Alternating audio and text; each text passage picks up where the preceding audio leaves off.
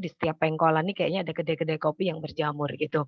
Tapi tidak banyak generasi muda muslim yang paham bahwa kopi ini merupakan warisan dari tradisi peradaban Islam. Dan lebih menariknya lagi, ternyata kopi ini merupakan bagian dari tradisi ketaatan Islam. Nanti kita akan belajar kenapa seperti itu gitu ya. Nanti kita akan sampaikan. Nah, ini harusnya kita gitu ya sebagai umat Islam, apalagi sebagai generasi muda harus paham dulu nih gitu sejarahnya. Jangan sampai kita taunya kopi ini nanti dari Italia gitu atau kopi ini nanti dari Wina gitu ya. Padahal sebenarnya ini adalah bagian dari tradisi ketaatan dalam Islam. Begitu. Gitu ya. Oke, baik. Kalau begitu mungkin nanti sambil kita menunggu materinya, Mbak Utik, ini kebetulan biasanya kami sebelum mulai juga memberi kesempatan kepada Bunda Empet nih untuk menyampaikan pesan-pesan nih dulu sebelum kajian nih. Kami tahu Bunda Empet apa kabar? Semoga sehat selalu. Bunda Empet masih memantau?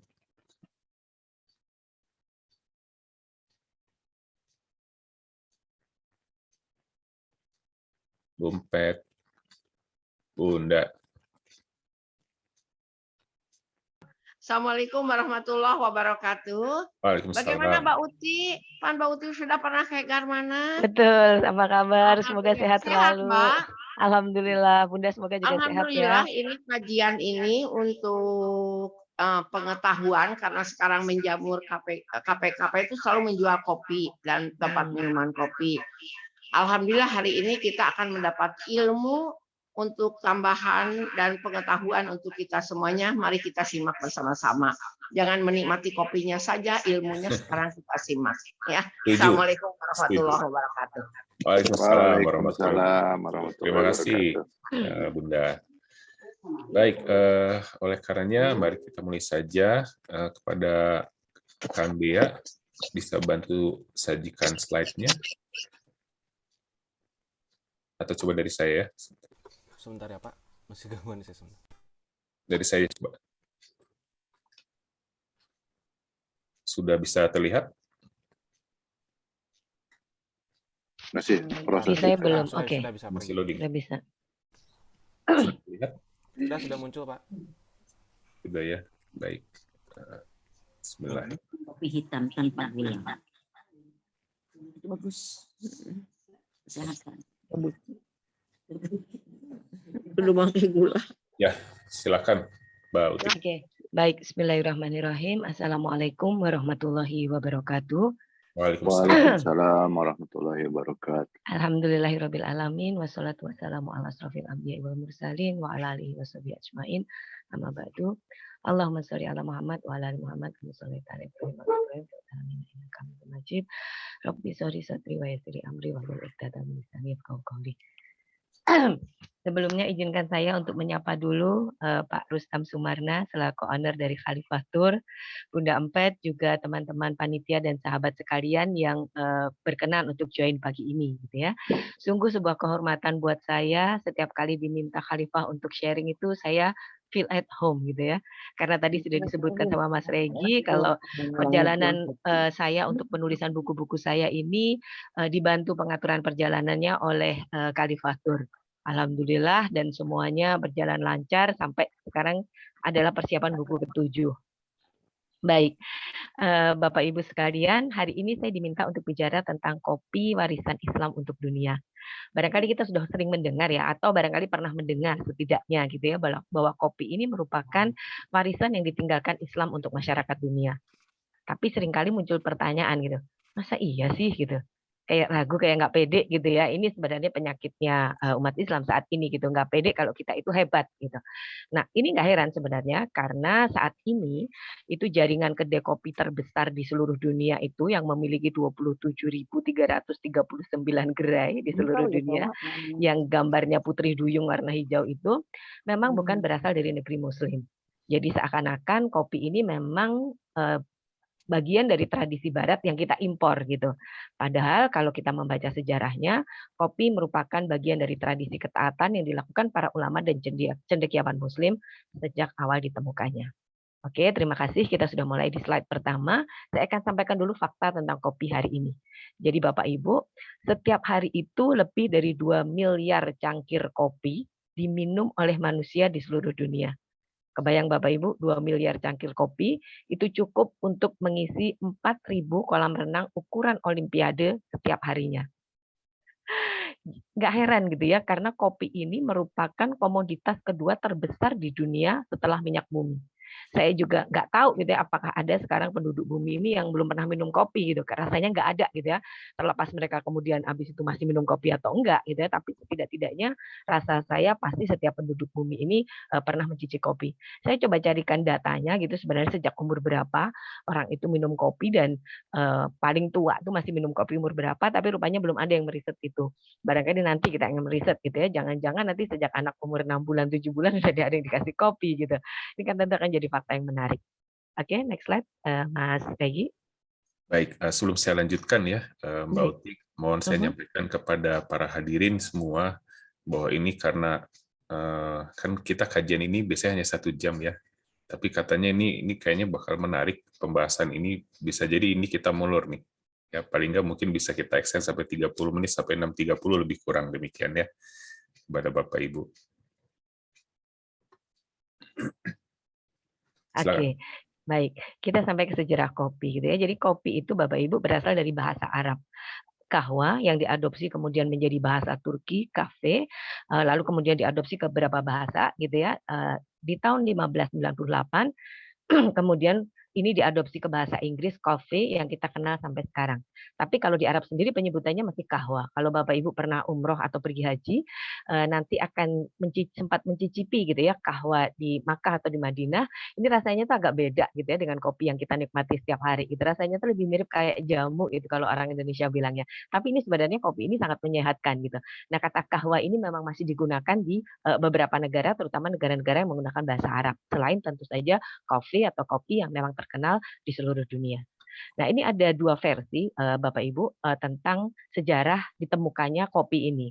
Yang pertama ini adalah ada seorang ahli ribat. Ribat itu berjaga di garis depan gitu ya. Jadi tentara yang menjaga perbatasan negara gitu bernama Khalid dari Habasyah. Habasyah itu Ethiopia sekarang. Ini tuh yang mengamati kambing yang lebih gesit saat makan makanan tertentu gitu. Jadi ada tanaman tertentu yang kalau dimakan kambing ini kambingnya tuh jadi lebih gesit gitu. Lalu kemudian setelah melalui proses panjang gitu ya, akhirnya biji tanaman itu bisa diolah untuk minuman penambah stamina. Nah, cerita ini tuh sebenarnya populer Bapak Ibu di barat sebagai asal-usul kopi. Nama si Khalid ini kemudian berganti lebih terkenal menjadi Kaldi gitu ya karena mungkin mereka itu tidak bisa melafalkannya sebagai Khalid gitu ya. Menjadi Kaldi kemudian dikenal sebagai Kaldi si penggembala kambing. Banyak cerita-cerita yang apa ya, tidak terlalu sahih gitu ya. Mereka sebutkan bahwa kambingnya ini menari-nari gitu ya. Terus kemudian ini Kaldi ini adalah si penggembala bodoh yang tidak sengaja menemukan tanaman kopi ini ya kemudian mengolahnya juga tidak sengaja gitu. Tidak benar seperti itu. Karena Khalid ini adalah seorang ahli ribat sehingga memang ini tuh diikhtiari betul untuk bisa mendapatkan minuman yang bermanfaat untuk menambah stamina menjaga perbatasan negara itu. Lalu kemudian ada versi keduanya. Ini juga ada catatan sejarahnya. Ini ada seorang penulis yang bernama Abdul Qadir yang menutur seperti halnya yang dituturkan oleh seorang syekh dari Yaman bernama Syekh Omar. Ini tanaman kopi ini merupakan tanaman yang tumbuh liar di dekat pelabuhan di kota Mocha di Yaman, gitu ya. Lalu kemudian beliau ini seorang sufi, ini berkepentingan untuk menambah stamina untuk bisa berzikir sampai pagi gitu. Jadi begadang untuk berzikir gitu ya. Lalu kemudian melalui sebuah proses diolahlah tanaman liar ini gitu sehingga menghasilkan minuman kopi yang kita kenal saat ini. Ada juga yang menyebutkan bahwa sebenarnya yang dibawa ke Sana'a ke Yaman ini merupakan tanaman kopi yang dari Ethiopia gitu. Tapi memang kopi ini lebih populer berasal dari Yaman yang digunakan oleh para sufi untuk menambah staminanya untuk bisa bermunajat berzikir pada Allah sampai pagi gitu. Oke, next slide Mas Regi. Baik. saya akan memulainya dengan kopi ini minuman minuman ideologis gitu. Jadi dalam sejarahnya Bapak Ibu, kopi ini merupakan minuman ideologis. Jadi tadi sudah disebutkan bahwa awalnya ditemukan oleh seorang ahli ribat atau kemudian ditemukan oleh seorang sufi yang digunakan untuk sepenuhnya untuk mendekatkan diri pada Allah. Nah, pada awalnya karena ini memang minuman ini identik dengan Islam gitu ya, itu minuman ini sempat diharamkan oleh otoritas gereja Bapak Ibu. Jadi disebutkan bahwa kopi ini merupakan minuman iblis dan minuman orang kafir. Ini tentu yang dimaksud orang kafirnya adalah orang Islam gitu ya. Jadi sebelum kopi ini dipopulerkan oleh Daulah Utsmani, ini kopi ini sudah populer dulu sebagai komoditas yang diperdagangkan pada masa Daulah Abbasiyah gitu. Sehingga oleh pihak gereja ini tidak boleh untuk diminum. Selain itu secara ideologis gitu ya, kopi ini juga dianggap menandingi wine atau anggur yang biasa disajikan dalam jamuan-jamuan di gereja. Baru kemudian pada masa Paus Clement ke-8 ini tahun 1600 gitu ya, ini seorang pemuka gereja yang secara kebetulan itu mencium fragrance kopi. Jadi kopi itu kalau belum diseduh aromanya itu disebutnya fragrance gitu ya. Itu kemudian dia menginginkan minuman itu. Oleh orang-orang di sekitarnya dilarang gitu ya karena ini tuh minuman iblis dan minuman orang kafir gitu. Sampai akhirnya beliau ini Paus ini menemukan ide gitu ya supaya minuman ini boleh mereka konsumsi, itu kemudian kopi ini dibaptis oleh pihak gereja.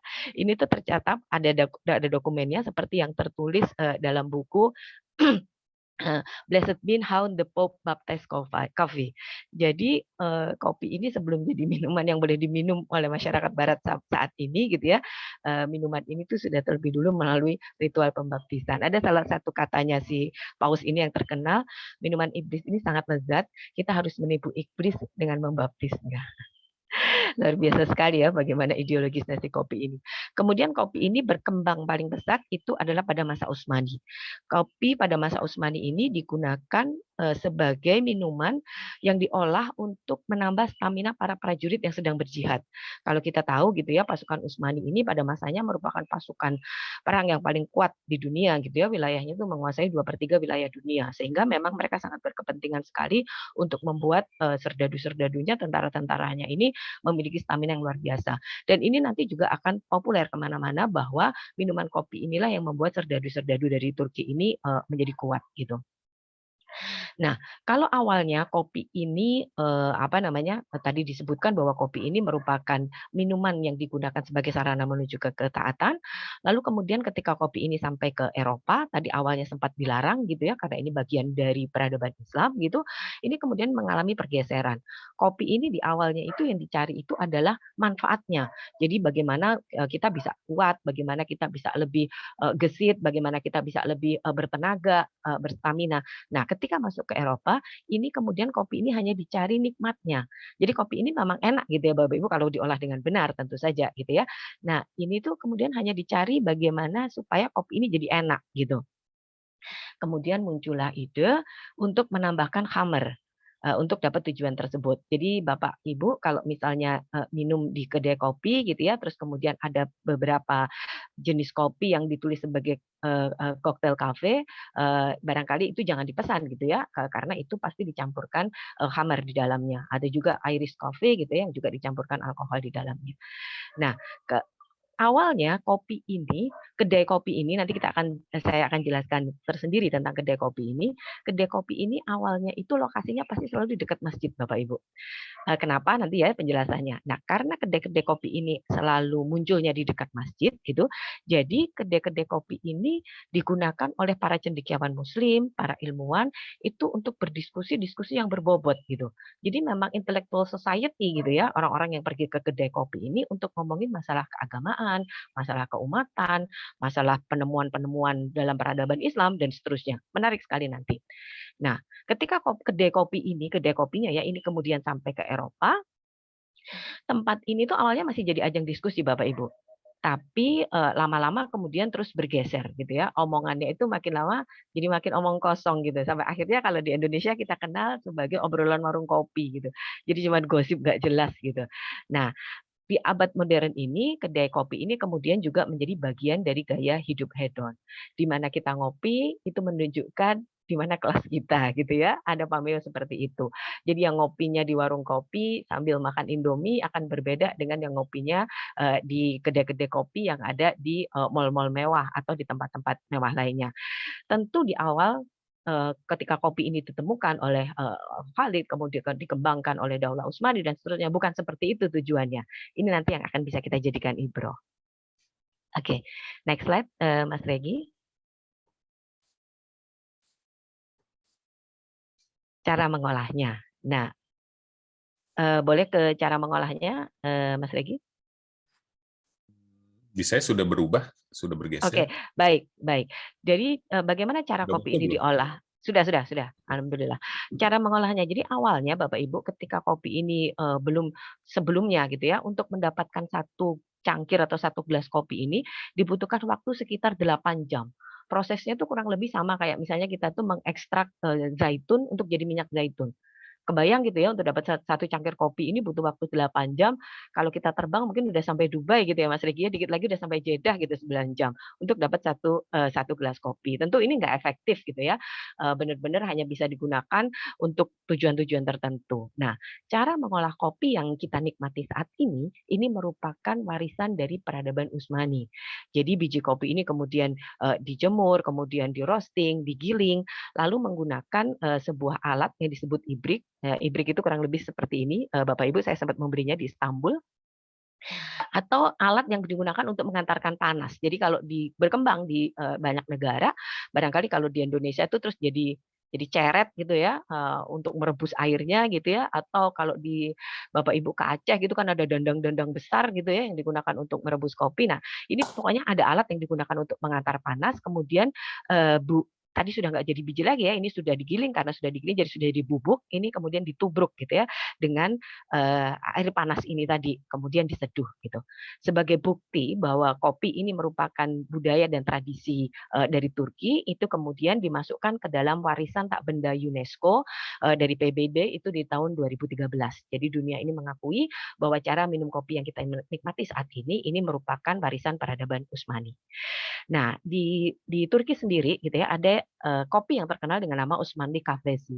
Ini tadi yang saya sebutkan bahwa awalnya ramuan kopi Osmanlı Kahvesi ini digunakan untuk menambah stamina para prajurit. Di kopi ini ditambahkan 7 rempah-rempah yang sangat terkenal. Bapak Ibu kalau misalnya nanti ya kita jalan-jalan ke Istanbul, ini masih bisa dinikmati Osmanlı Kahvesi ini. Tentu sudah ada macam-macam gitu ya variannya gitu. Yang ada yang original itu seingat saya harganya sekitar 7 sampai 8 lira lah gitu di kedai-kedai kopi yang bagus gitu.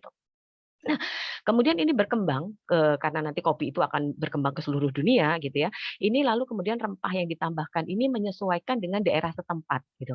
Jadi kalau di Indonesia barangkali yang populer beberapa waktu lalu sempat muncul kopi yang ditambahkan dengan gula merah gitu ya, atau mungkin kopi yang ditambahkan dengan santan gitu, atau kopi yang ditambahkan dengan kapulaga, dengan kayu manis, dengan apapun gitu ya, di tempat sesuai dengan daerah masing-masing. Jadi rempahnya ini udah nggak sama lagi gitu dengan Osmanlı Kahvesi. Tapi tradisi untuk menambahkan rempah-rempah dalam kopi ini merupakan bagian dari tradisi Utsmani. Next slide, Mas Regi.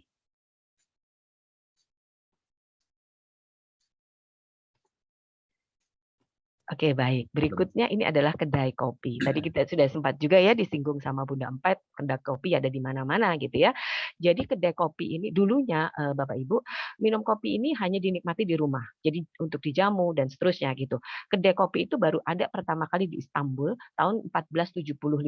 Jadi kalau Bapak Ibu tahu gitu ya, 1453 itu Konstantinopel dibebaskan oleh Muhammad Al-Fatih, 1475 itu sudah ada pengusaha yang bikin kedai kopi. Ini kalau Bapak Ibu baca tentang sejarah peradaban Islam gitu ya, itu akan tercengang-cengangnya itu udah sampai luar biasa kayak apa gitu. Ini buku saya yang ke-7 akan bicara banyak tentang itu dan perjalanan saya menapaktilasi jejak-jejak peradaban Islam. Bagaimana mungkin gitu ya di tahun 1475 orang udah kepikiran bikin kedai kopi gitu. Nah, kedai kopi ini dikenal dengan nama Cafe Canes di Istanbul. Nah, tadi sudah disebutkan gitu ya, pada waktu itu ini juga bisa dibaca di buku saya yang Journey to the Light, itu bahwa masjid itu menjadi pusat peradaban. Segala hal tuh bersumbernya itu sentralnya itu ada di masjid.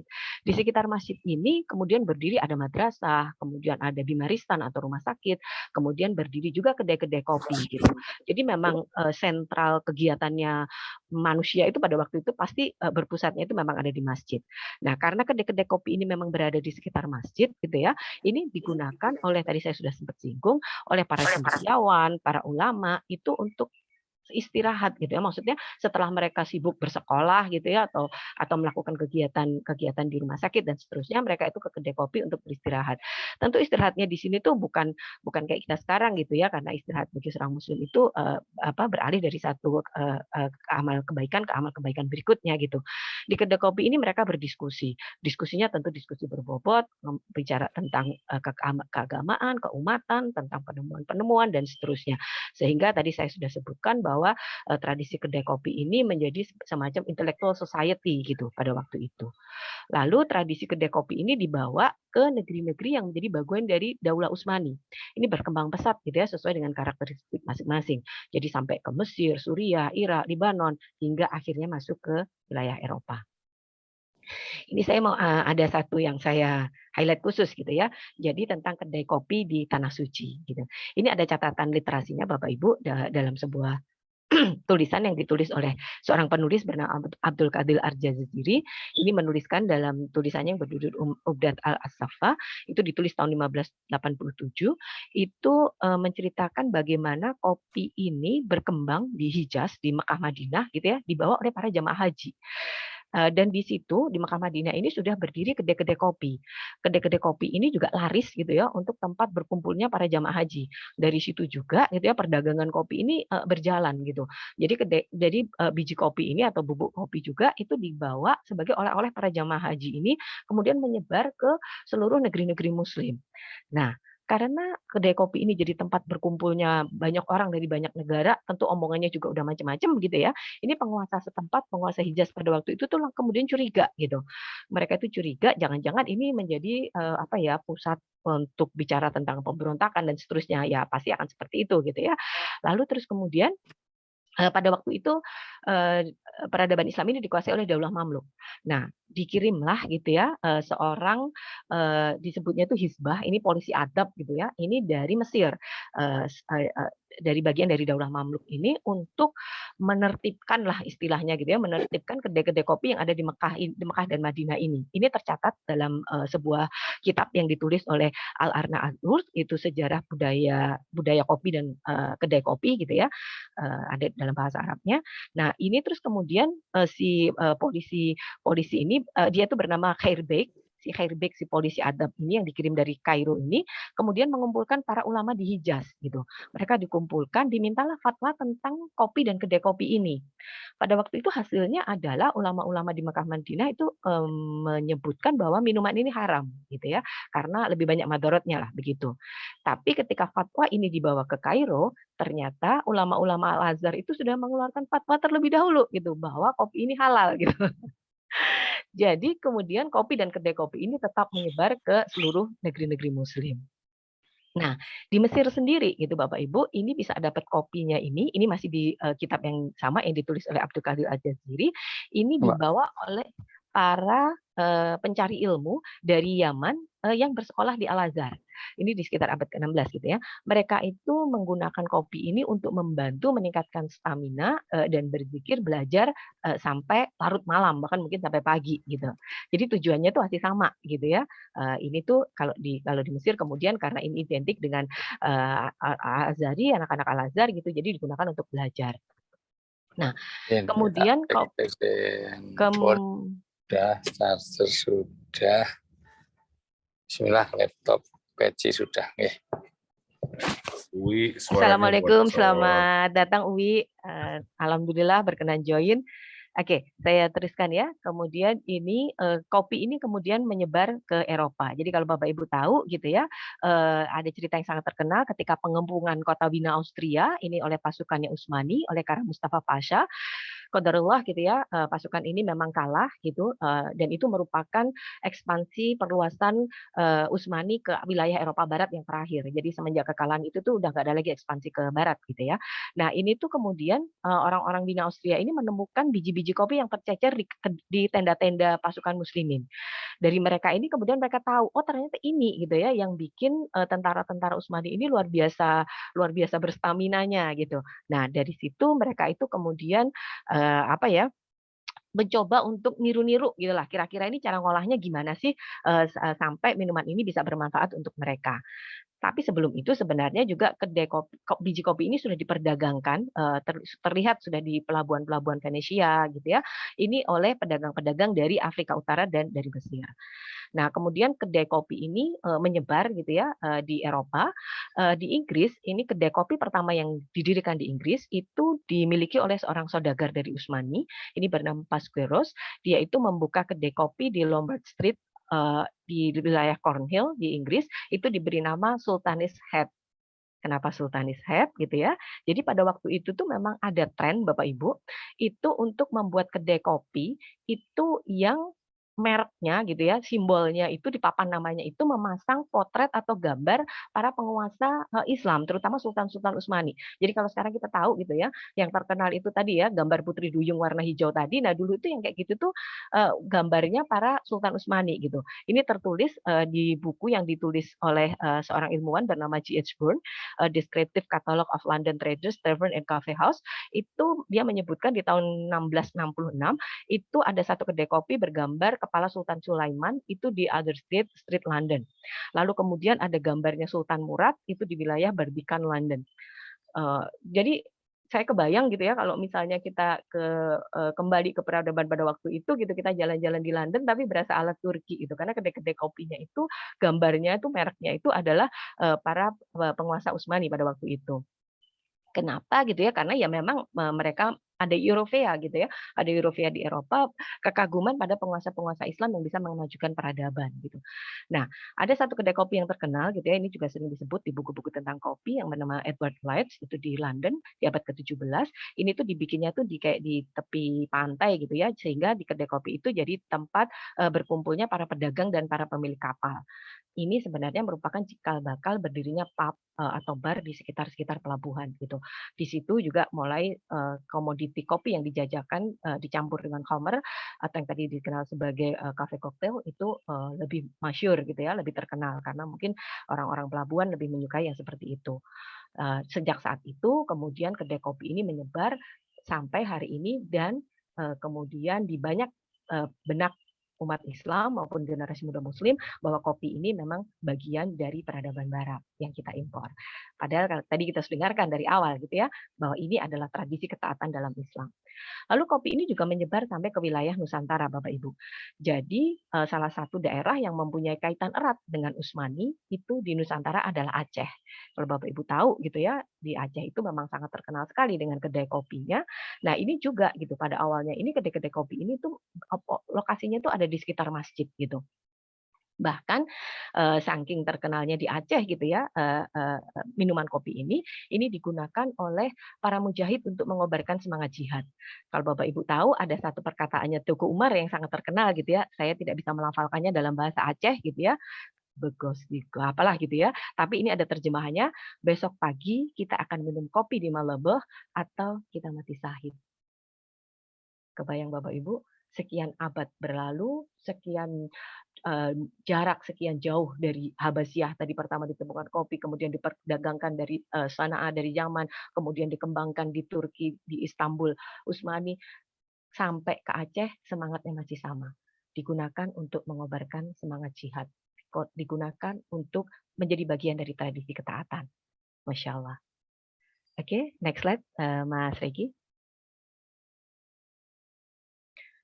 Nah, Bapak Ibu kalau penasaran gitu ya, kedai kopi yang tertua gitu ya, sekarang itu ternyata masih ada Bapak Ibu. Tentu saja ini bukan tertua sekian sekian ribu tahun yang lalu, nggak begitu juga gitu ya. Jadi ini kalau kita jalan-jalan ke Istanbul Bapak Ibu, itu masih banyak kedai kopi yang usianya itu udah ratusan tahun gitu. Salah satunya yang paling terkenal kalau Bapak Ibu ngetik di TripAdvisor itu akan muncul Mehmet Efendi Coffee Shop. Ini tuh didirikan sekitar tahun 1871 sampai saat ini tuh sudah generasi keempat gitu ya, lokasinya tuh masih sama, dia tuh posisinya ada di luar Space Bazaar. Jadi kalau Bapak Ibu pernah ke Space Bazaar gitu ya, di luarnya itu kan banyak kayak toko-toko gitu ya. Nah ini salah satunya ini adalah kedai kopinya si Mehmet Effendi ini. Nanti ada fotonya habis ini. Lalu kemudian juga ada yang namanya Fasil B.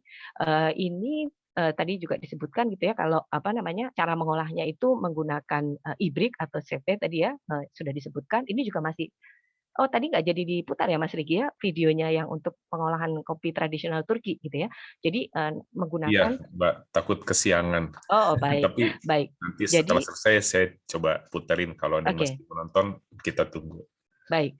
Jadi masih menggunakan alat yang sama di kedai kopi Fasil B ini. Lokasinya itu dia itu lokasinya di sekitar Grand Bazar. Jadi kalau misalnya Bapak Ibu ke Grand Bazar itu kan memang banyak banget ya toko-toko yang udah turun temurun selama ratusan tahun gitu. Nah ini salah satunya itu ada kedai-kedai kopi ini.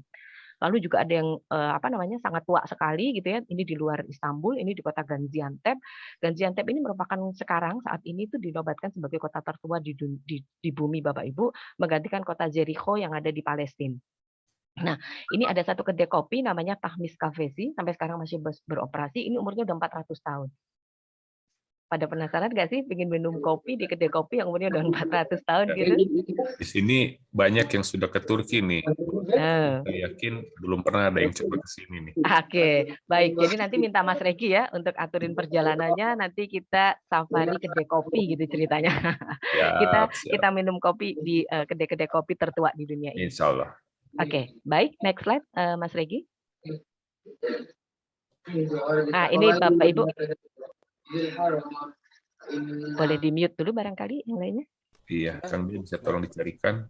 Sudah, Pak Regi. Oke, Silakan. baik. Ya, Jadi terima kasih. kalau penasaran, ini Bapak Ibu kecil sih gambarnya gitu ya. Nanti mungkin bisa di browsing gitu foto-fotonya. Ini seperti ini apa namanya kedai-kedai kopi yang masih berdiri itu tadi. Cobalah nanti ya kita angan-angankan gitu ya, kita selawatin aja. Nanti kita minum kopi di situ gitu ya Mas Regi ya. Amin. Oke, Amin. next berikutnya.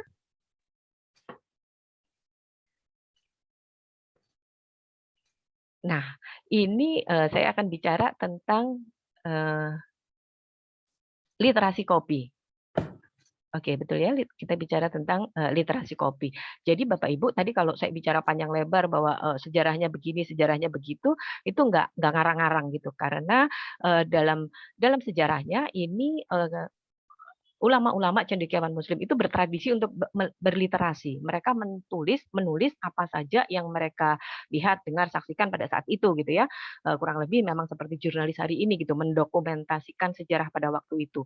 Sehingga kitab-kitab yang berisi tentang literasi kopi itu banyak sekali gitu. Ini kan kemudian menjadi barang bukti yang tidak terbantahkan gitu bahwa kopi ini merupakan warisan dari tradisi Islam gitu. Salah satunya yang menarik itu ada satu buku yang ditulis oleh Hatim Al-Ahdal, itu terjemahannya gitu ya dalam bahasa Indonesia itu ajakan baik untuk memenuhi undangan ngopi. Kebayang Bapak Ibu di tahun segitu udah ada seorang cendekiawan, seorang ulama yang menulis buku tentang ajakan baik untuk memenuhi undangan minum kopi.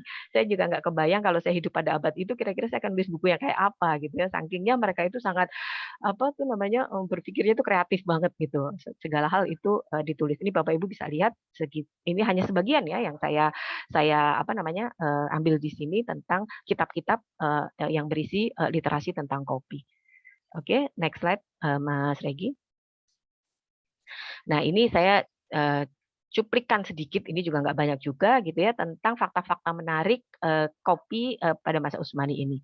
Jadi Bapak Ibu, begitu pentingnya tradisi minum kopi ini pada masa Daulah Utsmani, itu sampai-sampai itu di catatan di arsip kenegaraan mereka itu ya, itu ada jabatan ketua pembuat kopi di dalam daftar pejabat negara. Kebayang nggak gitu ya? Jadi ada kalau mungkin sekarang kan istilahnya barista gitu ya, ada nama barista gitu di dalam daftar para pejabat negara. Tugas utamanya itu membuat kopi atau meracik kopi dengan resep rahasia kerajaan gitu, sehingga ini memang kualifikasinya itu dipilih khusus, nggak hanya sekedar dia tuh pandai membuat kopi gitu ya, tapi dia juga punya loyalitas dan kemampuan menjaga rahasia resep kopinya itu gitu. Ahlinya peracik ini tuh dikenal dengan istilah kafesi usta. Kalau Bapak Ibu tahu kata-kata ustad, ustod, usta itu di apa namanya negara-negara yang akar bahasanya Turk itu digunakan untuk menyebut guru, dosen gitu ya. Yang saya tahu di negara-negara Asia Tengah karena terakhir saya keliling Asia Tengah, itu penyebutan ustadz itu untuk ustadz itu untuk menyebut guru gitu. Jadi ini kayak guru kopi lah gitu ya, kurang lebih. Ada jabatan seperti itu pada masa itu di Daulah Utsmaniyah. Lalu kemudian tidak hanya di kalangan istana gitu ya yang bisa menikmati kopi. Kopi ini juga ternyata tradisinya sudah mengakar kuat di masyarakat. Bahkan ada hukum yang berlaku gitu ya. Jika suami ini menolak kopi buatan istrinya, itu bisa menjadi dalil untuk alasan perceraian yang dibenarkan dalam hukum dalam hukum Turki. Saya kebayang gitu ya kalau istrinya kesel sama suaminya bikinin aja kopi yang asin gitu ya, bukan ditambahin gula tapi tambahin garam gitu. Kalau suaminya sampai nolak, ini bisa jadi alasan pembenaran untuk perceraian dalam hukum Turki. Oke, sampai abad ke-17 kedai-kedai kopi ini hanya boleh dimasukin oleh laki-laki. Ini sebenarnya tradisi ini masih mengakar kuat di beberapa bekas wilayahnya Utsmani. Tadi saya cerita gitu ya, di Januari 2020 sebelum pandemi itu saya sempat keliling Asia Tengah ke negara-negara stan itu.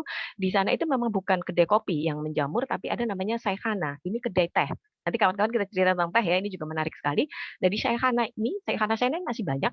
Ini itu memang betul-betul tradisinya laki-laki. Jadi saya sempat memotret gitu ya, kan kita nggak bisa masuk. Di luarnya itu sepatunya itu sepatu laki-laki semua. Perempuan nggak boleh masuk. Tapi terus kemudian sekarang gitu ya, ini ada yang Shaykhana yang untuk family gitu. Karena memang ada kebutuhan. Jadi untuk ngopi, untuk minum teh untuk keluarga. Tapi aslinya tradisi ini untuk ke kedai kopi, ke kedai teh itu hanya laki-laki yang boleh dilakukan. Ada salah satu Shaykhana yang saya sangat terkesan sekali, itu saya kunjungi di kota Kashgar di Xinjiang, itu tempat saudara-saudara kita Uighur. Di sana saya ketemu dengan para tetua-tetua Uighur di sana, itu di kedai teh ini gitu.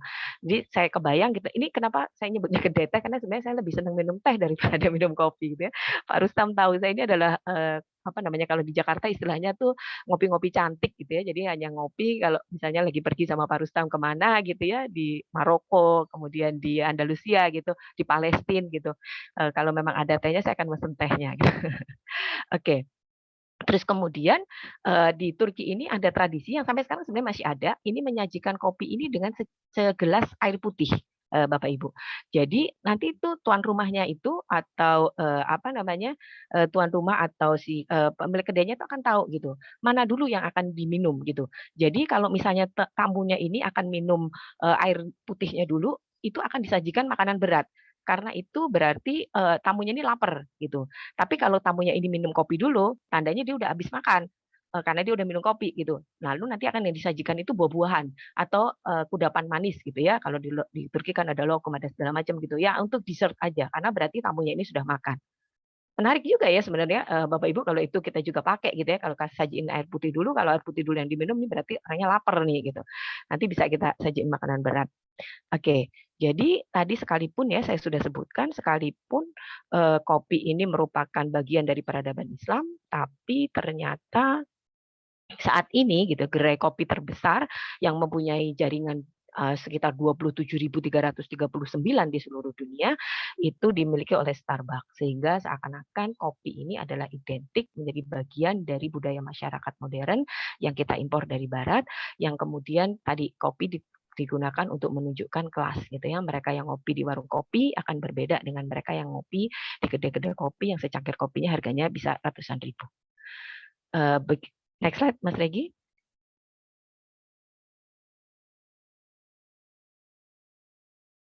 Oke, sepertinya sudah berakhir ya. Oke, jadi supaya ini nanti kita juga bisa bisa diskusi tanya jawab, nanti juga ada kuis-kuisan gitu ya, dan mengingat waktu, saya cukupkan dulu sampai sekian untuk materinya. Monggo silahkan kalau ada yang mau bertanya, dan mari kita elaborasi sambil saya temani pagi ini menyesap secangkir kopi. Terima kasih. Wabillahi taufiq wal hidayah. Wassalamualaikum warahmatullahi wabarakatuh. Waalaikumsalam warahmatullahi wabarakatuh. Terima kasih atas pemaparannya. Saya mau nanya, hampir nggak bisa nanya nih, serius nyimak. Tanyakan juga hampir terjawab juga ya semua. Nah, tapi nggak apa-apa, Bapak Ibu, bagi yang ingin bertanya, tetap silahkan cantumkan di kolom chat. Nanti kami akan, habis ini kami sediakan sesi tanya jawab, karena untuk kesempatan pagi hari ini akan ada door prize ya dari Kopi Kop.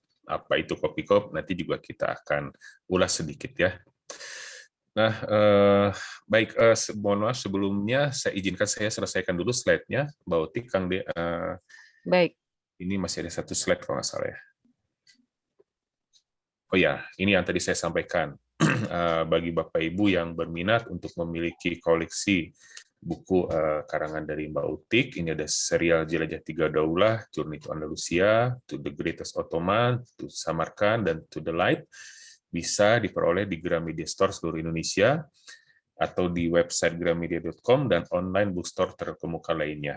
Untuk pemesanan, silakan dicatat nomornya, bisa via WhatsApp di nomor 08 111 606 111.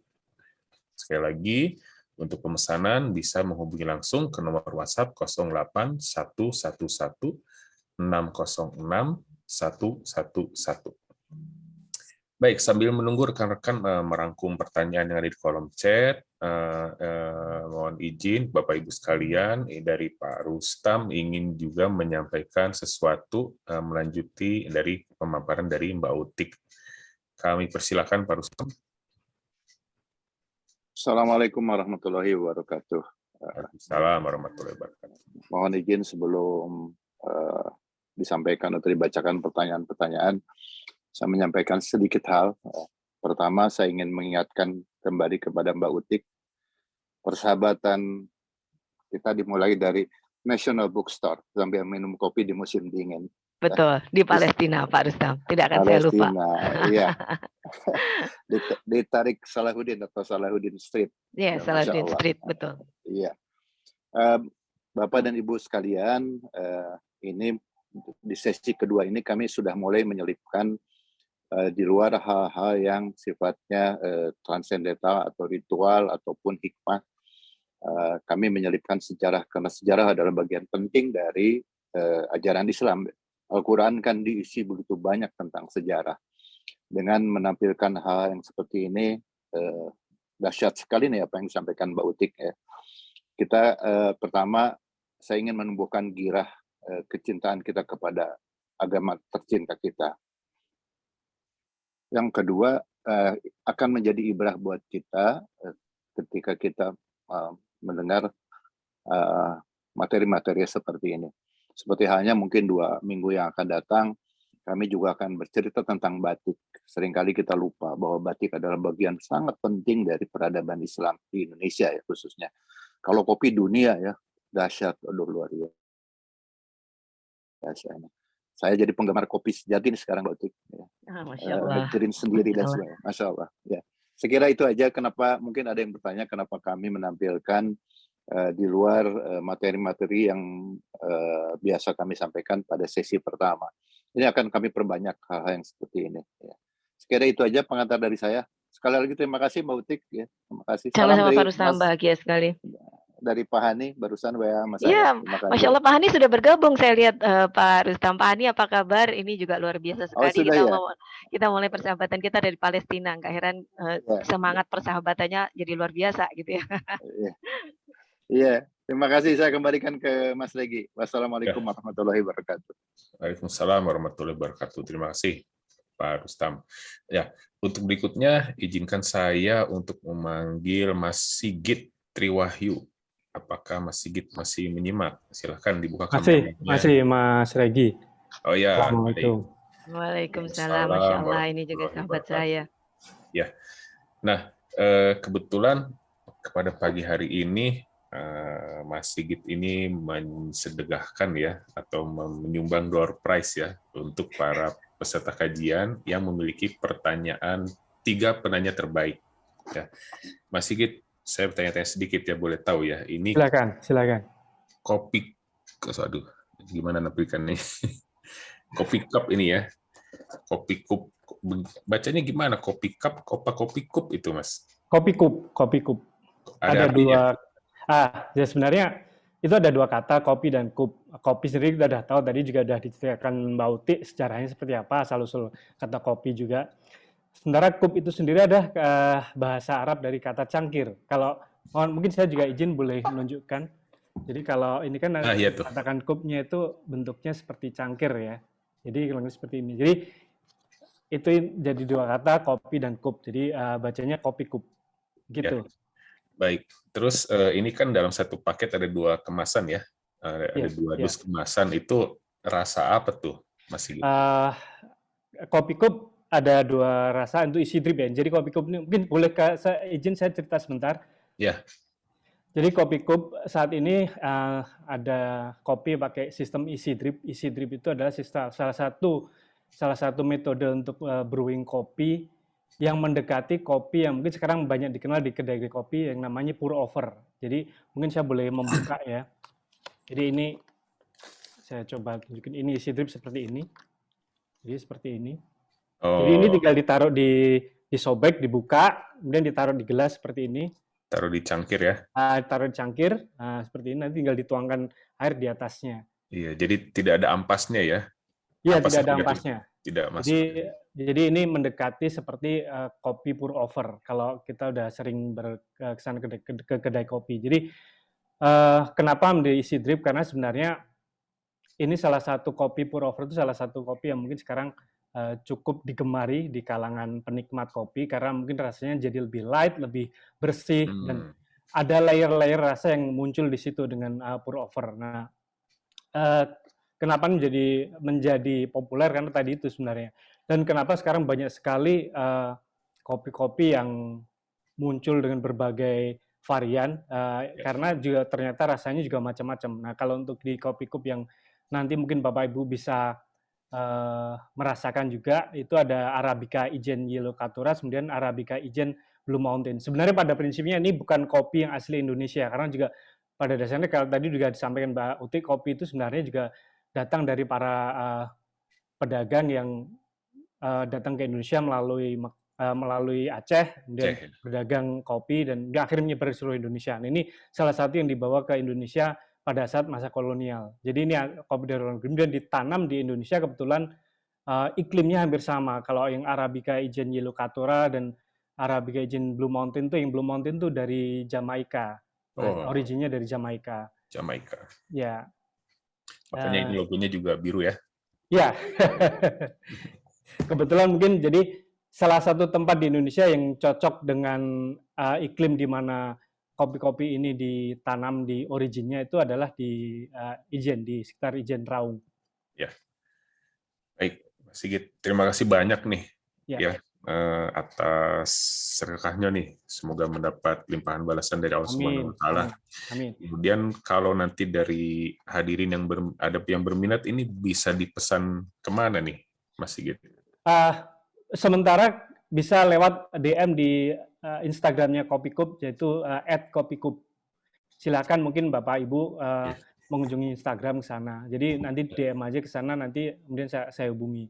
Memang masih terbatas. Oh ya, sedikit kenapa ada alasan saya memberikan nama Kopikup. Pertama tadi soal kup itu adalah cangkir dari bahasa Arab, dan kenapa saya memilih pakai nama kup dari bahasa Arab? Karena sebenarnya ini semacam ada keinginan, ada idealisme dari kami bagaimana supaya orang ketika minum kopi itu seperti yang dilakukan Khalifah Tur sekarang itu, mengingat bahwa sebenarnya sejarah Islam ada di belakang kopi ini. Jadi supaya orang ketika minum, oh iya, dan insya Allah siapa tahu dengan minum kopi bisa mendapatkan ibroh dari sejarah kopi ini sendiri. Kalau tadi disebutkan Bauti ini adalah bagian dari ketakwaan umat Islam dalam menjalani hidupnya melalui kopi, salah satunya dengan minum kopi supaya kuat zikir sampai pagi. Insya Allah ini bisa menjadi pelajaran juga ke sana. Ya, terima kasih Mas Sigit atas sharingnya. Ini kebetulan ada Ustadz Wijayanto dari tadi sudah angkat tangan. Sudah angkat tangan luar biasa. Belakang atau gimana nih Pak Ustadz? Silakan Pak. Masya Allah. Pak Sigit, Saudara Putih. Iya, Assalamualaikum Wi, Masya Allah. Dalam perjalanan kemana ini Wi? Saya sambil perjalanan, mohon maaf, di luar kota. Tapi saya hal yang sangat penting, maksudnya saya ada beberapa. Sebenarnya sejak tadi pengen ngopi, tapi ikut ngopi, tapi nggak bawa flash disk, jadi nggak bisa ngopi. Oke. Pertama, kami punya lembaga konsultasi psikologis yang bersama-sama secara psikologis dan spiritual lah. Salah satu treatment orang-orang yang mengalami depresi. Depresi itu akan, mohon maaf, tekanan-tekanan itu kalau berkumpul jadi strain. Strain itu ketegangan muncul di saat pandemi segala macam ini, belum lagi masalah-masalah ekonomi, sosial, segala macam, itu akan berkumpul jadi stres berkumpul jadi stroke berkumpul jadi stop. Kalau udah stop jadi billahi taufik walhidayah. Ini logika kenapa ngopi itu bagian dari cara silaturahim. Kenapa diperpanjang usia? Ada 4 treatment ketika orang ini. Ada 4 yang hasil satu penelitian dari konsultan kita, yang tim kita di Jogja. Kebetulan dipakai untuk nulis skripsi S1 psikologi. 1, orang yang banyak mengalami masalah, orang yang kalau dalam bahasa agama, orang dalam keadaan ya galau lah gitu. Itu treatment ada dengan suruh ngopi. Jadi suruh di warung kopi untuk sosialisasi. Pertama, dia akan mendapatkan dukungan sosial. Ini yang pertama. Yang kedua, dia akan mengeluarkan hormon namanya oksitosin. Hormon oksitosin adalah hormon yang menekan semua saraf-saraf. Di mana kalau hormon oksitosin itu tidak keluar, orang mudah marah. Makanya kenapa dalam hadis la tagdob walakal jannah. Orang yang bisa menghilangkan amarah, maka surga di depannya. Maka sebenarnya kopi ini jalan surgawi sebetulnya. Ngopi ini. Saya termasuk yang mengkoleksi banyak kopi walaupun tidak mengkonsumsi sekuat Pak Rustam. Sampai beli alatnya di Bin Daud dan nggak bisa dipakai. Iya, nggak tahu masih ada di kantor apa enggak.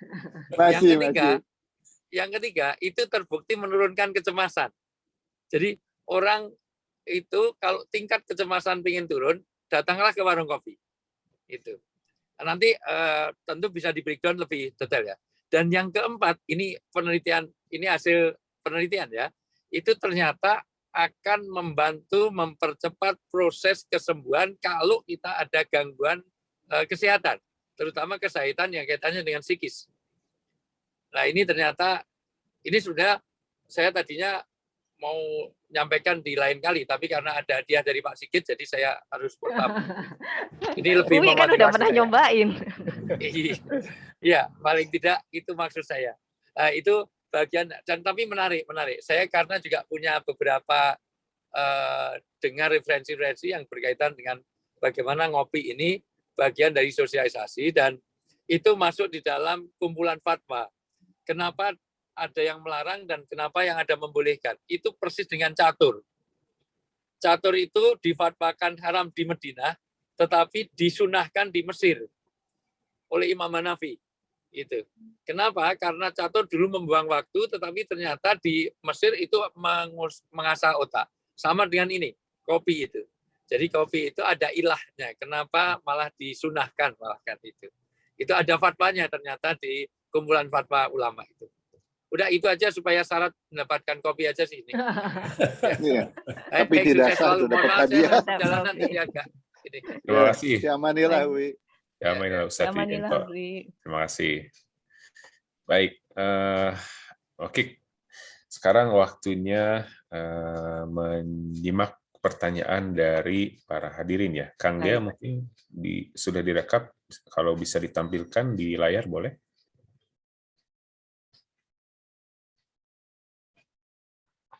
Sebentar ya Pak. Ya baik.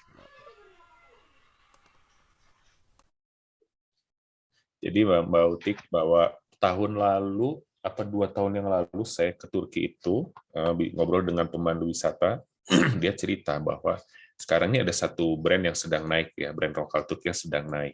Bahwa salah satu coffee shop berlogo hijau yang cukup besar di Istanbul itu, tokonya diambil alih, ya entah itu kontraknya habis atau bagaimana, tapi sekarang yang berdiri adalah brand kedai kopi lokal di situ, dan itu semakin bertumbuh brand tersebut, Mbak Utik.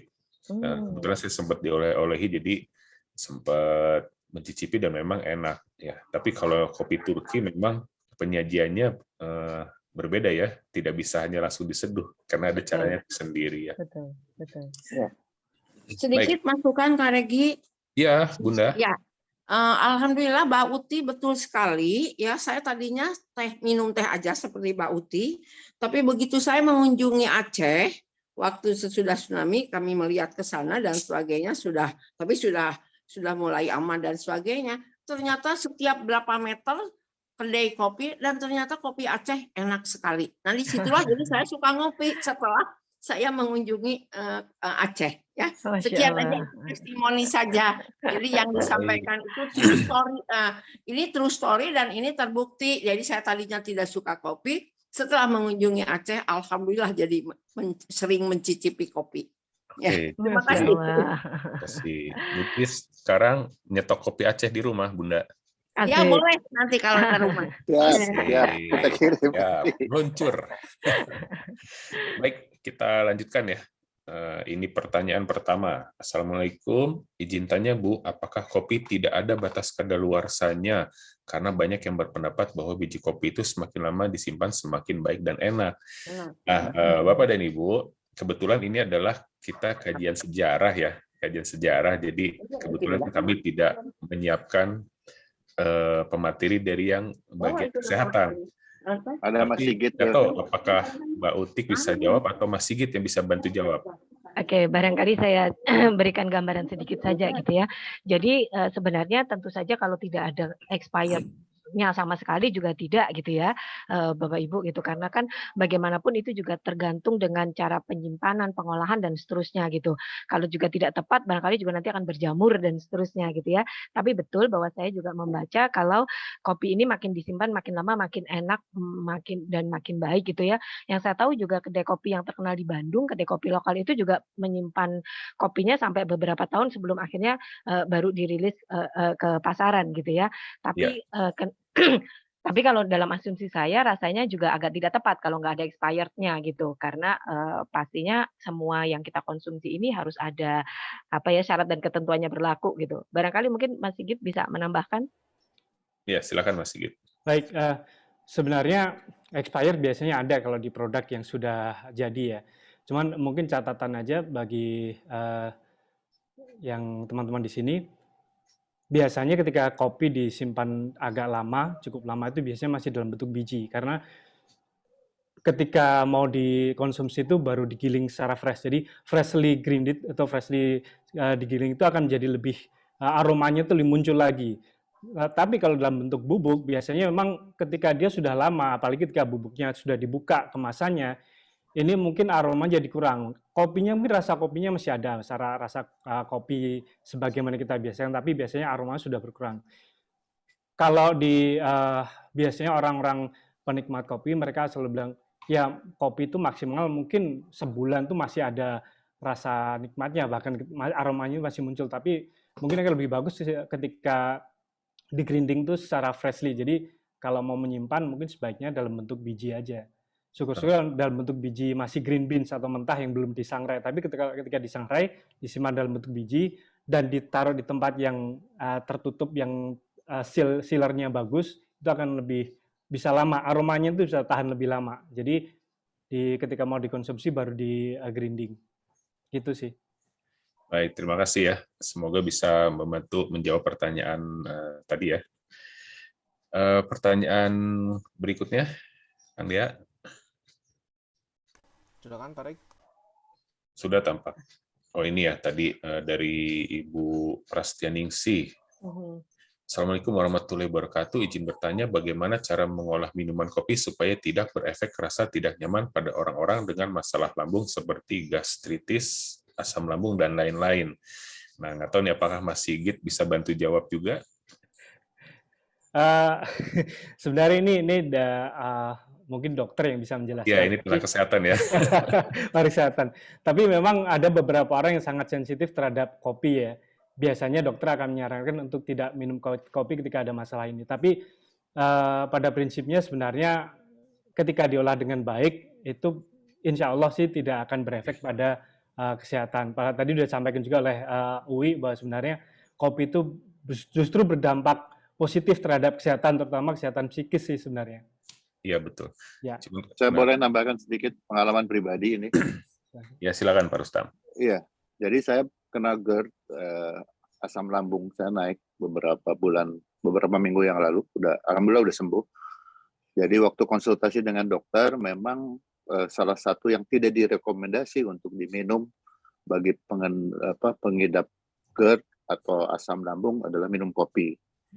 Tapi saya sampaikan, saya penikmat kopi yang serius, dok. Dokter ngasih solusi, makan dulu yang banyak. baru minum kopi. Kan penikmat kopi yang serius itu biasanya minum kopi dulu sebelum apa-apa. Itu katanya bukan, kalau menurut Uwi bukan suami yang setia, karena yang dicari bukan istri, tapi kopi Ini dulu. kopi. Begitu bangun tidur. Jadi itu makan dulu yang banyak, kemudian baru minum kopi.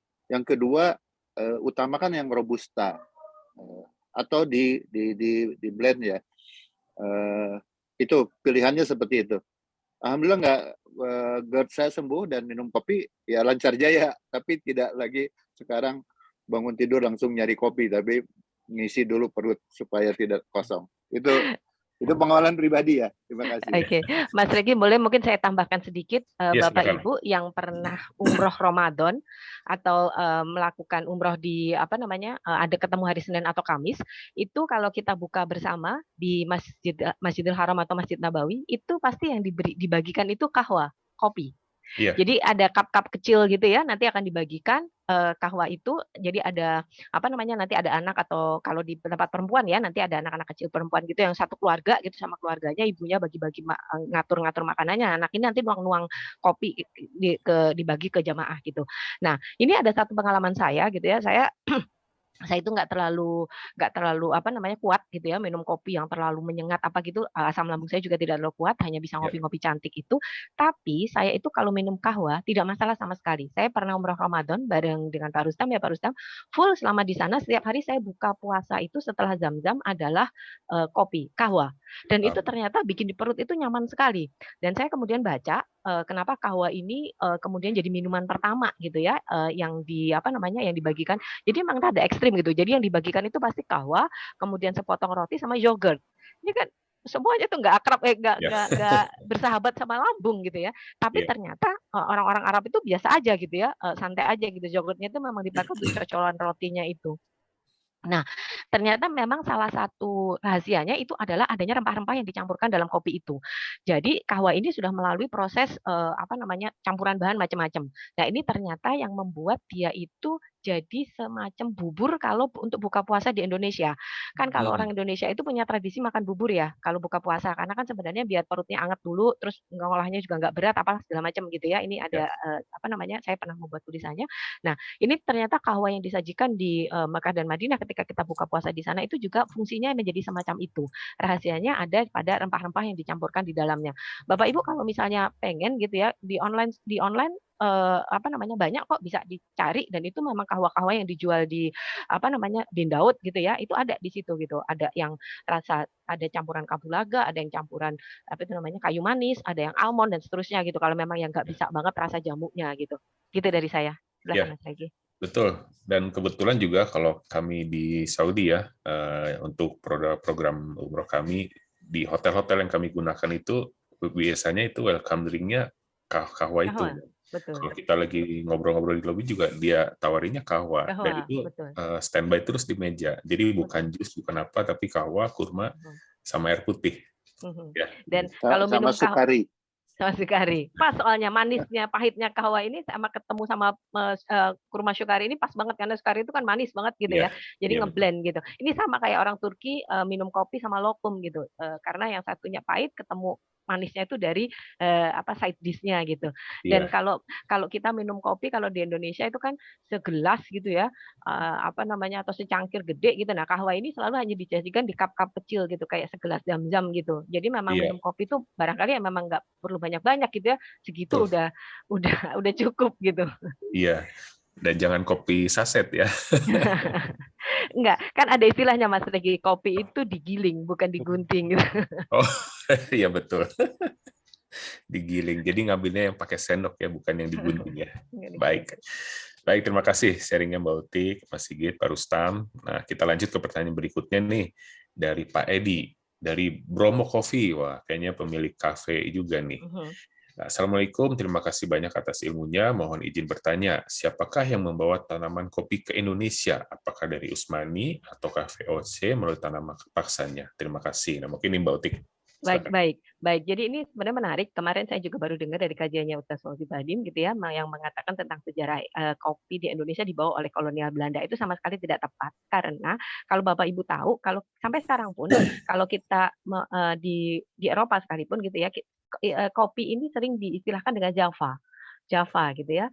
Karena apa namanya ini ketika VOC itu datang ke Indonesia itu ternyata di tanah Jawa itu orang udah biasa. Ini sudah minuman biasanya orang Jawa gitu kopi itu mengolah dari biji kopi ini. Tapi memang belum dipopulerkan. Lalu kemudian ternyata itu menjadi komoditas perdagangan yang laris. Barulah kemudian loh kalau ini mah di tanah Jawa banyak tanaman kayak begini gitu ya. Terus kemudian dikembangkanlah varietas-varietas yang kemudian itu menjadi laku di perdagangan internasional. Tapi kalau ngomongin sejarahnya itu kopi itu sudah ada lebih dulu di sini ketimbang ketimbang VOC, ketimbang kolonial ketika ada di sini. Itu satu. Dari mana kemudian kopi-kopi ini bisa sampai ke tanah Jawa? Betul, tadi dalam sejarahnya adalah biji-biji kopi ini dibawa menyebar ke daerah negeri-negeri yang menjadi bagian dari peradaban Islam. Kalau kita tahu gitu ya, kalau kita ke timur gitu, Halmahera apa segala macam itu kan memang menjadi pintu masuknya Islam ke wilayah timur, lalu kemudian ke Aceh dan seterusnya. Itu memang dibawa oleh para pedagang-pedagang Muslim yang menyebar ke seluruh dunia ini untuk membawa salah satu komoditasnya adalah biji kopi ini. Juga kemudian dibawa oleh para jamaah haji. Jadi kalau tadi dikatakan bahwa kopi di Indonesia ini dibawa oleh kolonial itu tidak tepat sama sekali gitu. Ini terbukti dengan ini ada istilah bahasa Belandanya gitu. Minuman kopi ini, tapi saya nggak mencatatnya gitu ya. Minuman kopi ini minuman commonnya orang Jawa gitu. Minuman yang biasa diminum sama orang Jawa gitu. Menariknya lagi gitu ya, karena dia jadi Java ini jadi minuman untuk menggantikan kata cup of coffee gitu. Lalu kemudian para programmer komputer ketika mau membuat salah satu program, mereka tuh karena tiap hari minum Java ini, lalu kemudian munculnya JavaScript. Ini sebenarnya dari situ gitu, dari kebiasaan mereka untuk minum kopi. Saya baca ini literaturnya. Begitu. Terima kasih. Iya, ada juga Java Jive. Silakan Pak. Saya nambahkan sedikit Mas Regi. Ya Pak. Jadi klaim bahwa itu dibawa oleh kolonial Belanda itu sebetulnya hanya salah satu momen saja ketika Adrian van Omen itu membawa kopi dari Malabar, India. Tapi sebetulnya tanaman itu sudah ada di Indonesia.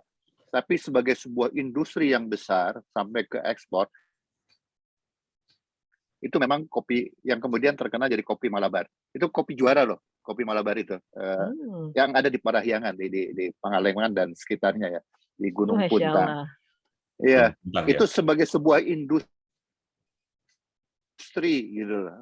Tapi menjadi tradisi minum kopi dan tanaman itu ditanam oleh orang Indonesia, terutama orang Jawa, itu sudah jauh sebelum Adrian van Omen itu membawa biji kopi untuk ditanam sebagai sebuah industri. Itu tambahan dari saya. Terima kasih. Terima kasih Pak Rustam untuk tambahannya. Baik, terjawab ya Pak Edi dari Bromo ya, dari Jawa Timur kayaknya tuh. Pertanyaan selanjutnya dari Mas Yoga dan Mbak Yuli. Apakah tradisi ngopi sudah ada di zaman Rasulullah atau para sahabat? Syukron. Baik, jadi tradisi kopi ini memang baru populernya itu pada masa Abbasiyah, Bapak Ibu, gitu ya. Ada disebutkan bahwa salah satu hadis yang kemudian menjadi polemik gitu ya, bahwa penyebutan kahwa itu sesuatu yang diharamkan gitu ya, kalau masih ada mungkin bisa dikonfirmasi gitu. Ini tuh sebenarnya bukan kahwa yang dimaksud kopi ini, tapi adalah minuman yang memabukkan. Jadi sebenarnya pada waktu itu kalau dari yang saya baca gitu ya, literasinya itu belum diminum pada masa itu. Ini memang baru populer pada masa Abbasiyah.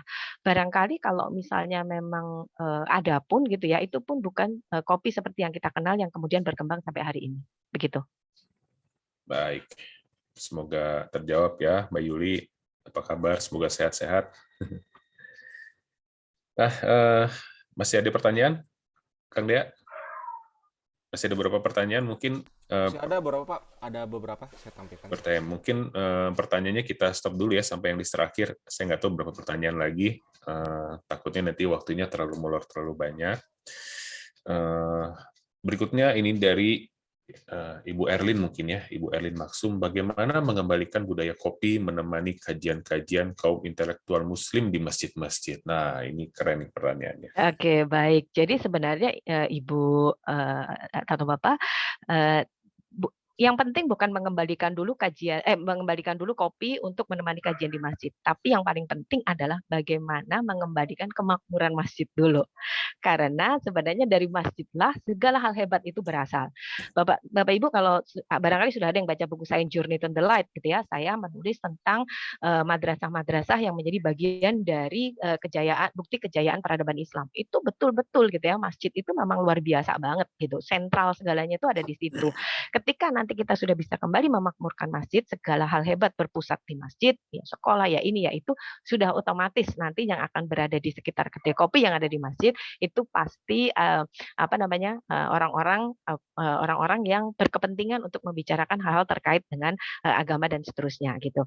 Nah, bagaimana ini bisa dibawa ke mal-mal atau ke kedai-kedai yang sekarang udah menjamur gitu ya? Nah, bagaimana kalau mindsetnya diubahnya begini? Kita makmurkan dulu masjid, kita bikin kedai kopi di sekitar masjid, kita ramaikan kedai kopi di sekitar masjid, sehingga nanti akan jadi tren, ada kerumunan baru bahwa ngopi itu yang keren adalah di sekitar masjid selesai kita beribadah atau selesai kita menuntut ilmu di situ, sehingga nanti orang lain berbondong-bondong akan ikut tren kita. Begitu? Luar biasa. Jadi kita makmurkan dulu masjidnya ya.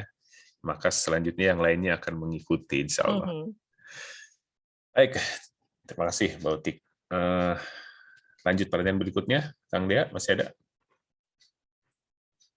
Ya, sambil jangan lupa ya Bapak Ibu, mohon untuk dibantu mengisi link absensi ya, sampaikan nomor handphone ataupun alamat email, karena nanti bagi siapa pemenang ya, pemenang door prize ini akan kami hubungi lewat WhatsApp untuk urusan pengirimannya. Satu pertanyaan terakhir barangkali Pak Regi ya. Oh, baik. Masih ada, boleh? Silakan. Ada satu ini. Dari Ibu Fitria Arifanto, silakan. Baik, dari Ibu Fitri Arifanto, Assalamualaikum. Sejarah kopi sendiri di kalangan pelaku industri kopi bias dan diragukan keabsahannya.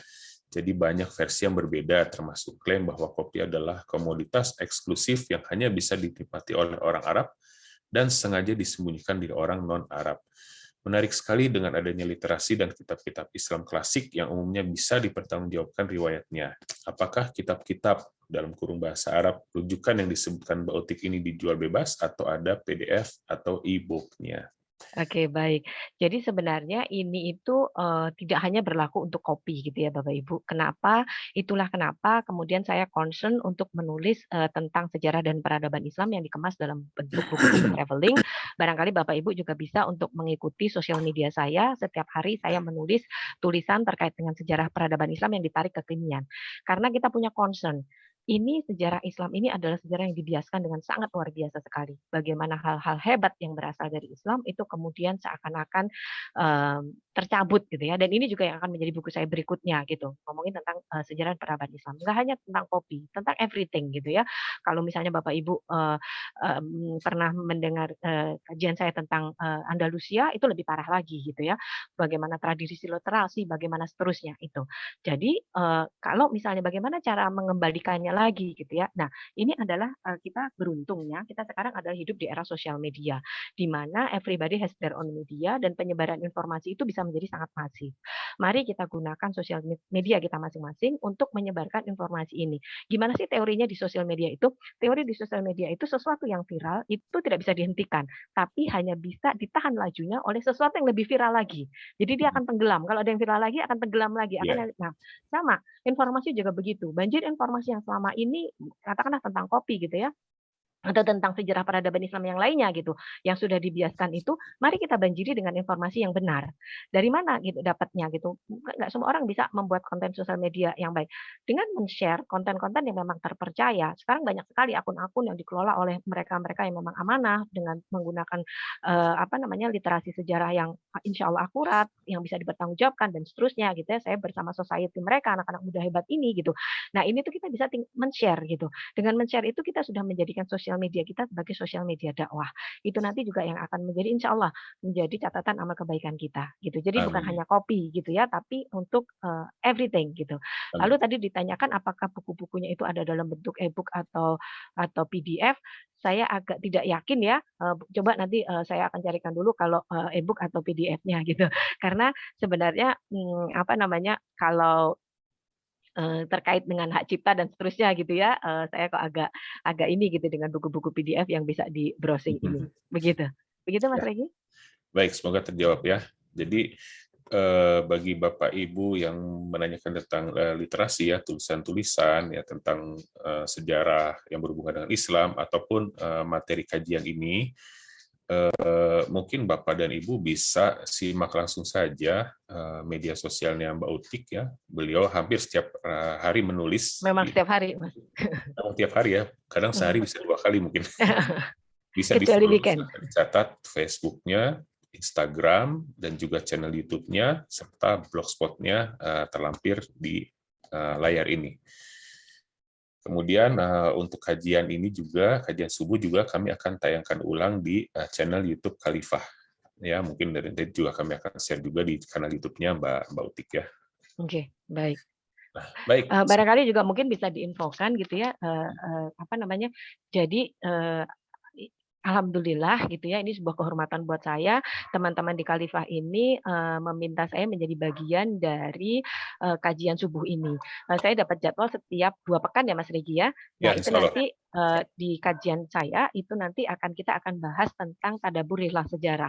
Jadi nanti kita akan ngomongin tentang jejak peradaban Islam yang ditinggalkan untuk dunia dan yang masih kita bisa laksikan saat ini. Kayak tadi kedai kopi kita masih bisa nih pergi ke Turki gitu ya untuk lihat gitu. Dan 2 pekan lagi kita akan ngomong tentang bagaimana bunga-bunga ini menjadi bagian dari pemahaman tauhid kita gitu ya. Ini menarik sekali gitu ya. Jadi ada beberapa bunga karena dalam peradaban Islam itu kan kita nggak boleh menggambar makhluk, lalu kemudian digunakanlah bunga-bunga yang ternyata bunga-bunga ini mempunyai simbol-simbol tauhid. Begitu? Bunga apakah itu? Kita tunggu postingannya di medsos ya. Baik. Dari mana yang jadi bunga background itu kita virtual tunggu. saya. Dikasih clue sama Pak Rustam ya. Baik. Ya, tadi kita sudah jawab beberapa pertanyaan, mungkin ada 5 apa 6 ya. 5 apa 6. Nah, pertama saya minta kepada Mbak Utik ya, ini kan ada 3 untuk pemenang pertanyaan pertama terbaik nih Mbak Utik dari pertanyaan-pertanyaan tersebut. Baik, berarti ini 3, terus UI dikasih kuota nggak Mas? Enggak, ada 3, nanti satu dari satu Mbak Utik yang boleh. Ya, Tenang UI, nanti tenang UI, nanti kita kirim khusus untuk UI ya, jadi tidak ikut dalam kota 3 orang pemenang ini. Siap UI. Jadi oke, saya milih yang satu yang tadi yang yang bertanya pertanyaan terakhir yang bertanya tentang bagaimana sejarah Islam yang sudah dibayaskan ini tadi. Ya, itu dari Ibu siapa Kang Lia tadi, maaf. Pertanyaan tadi tentang literasi mungkin ya, Bu ya? Iya, betul. Sejarah Islam yang sudah dibiaskan. Ibu Fitra Arifanto, Pak Regi. Ya. Ibu Fitra Ibu siapa, maaf? Ibu Fitra Arifanto. Ibu Fitra Arianto. Ibu Fitra, apakah masih menyimak di sini, Bu Fitra? Boleh keluarkan suaranya? Assalamualaikum, Pak. Bukan Ibu, Pak. Oh iya, maaf dengan Bapak Fitra ya. Mas Fitra Afrianto. Sudah mengisi link absen untuk mencantumkan nomor kontaknya? Oh, belum, Pak, nanti diisi. Belum baca chatnya lagi. Oh, baik. Atau mungkin diketik saja di kolom chat. Boleh minta tolong Pak Fitra? Nomor WhatsApp-nya. Di Japri kali ya, Masnya di Japri mungkin ya, ke siapa gitu, bukan ke everyone ya. Oh iya, boleh. Boleh di Japri, chat Japri ke saya, Regi, atau Kang Dea. Ya. Iya, Pak, insya Allah. Baik, kita nanti nomor kontak kalau bisa sekalian alamat juga boleh, atau nomor WhatsApp-nya saja dulu ya. Ya. Baik, kita sudah dapat satu pemenang pertanyaan terbaik, satu paket yang kopi raise hand dengan dua rasa. Kemudian untuk pemenang kedua boleh dipilihkan dibantu sama Bautik lagi mungkin. Oke, baik.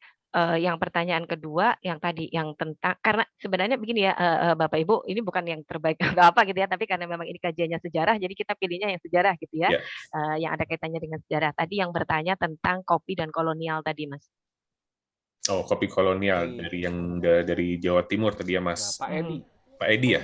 Iya, betul, Pak Edi. Pak Edi, apakah masih hadir di kajian ini? Pak Masih. Edi dari Bromo Coffee. Masih ya? Ya, dari Pak Edi, apakah sudah mengisi link absen?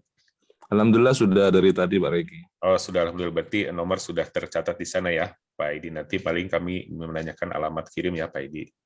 Terima kasih, Pak Edi. Selamat. Terima kasih.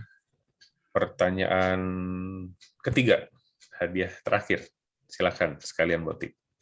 Oh, oke. Boleh saya minta Pak Rustam juga yang memilih untuk yang pertanyaan terakhirnya? Silakan Pak Rustam. Silakan. Saya pilih dari, mohon maaf karena wajahnya tidak terlihat, apakah Bapak atau Ibu Erlin Maksum, tentang bagaimana menggairahkan masjid tadi ya. Maksum ya Pak? Iya. Ya.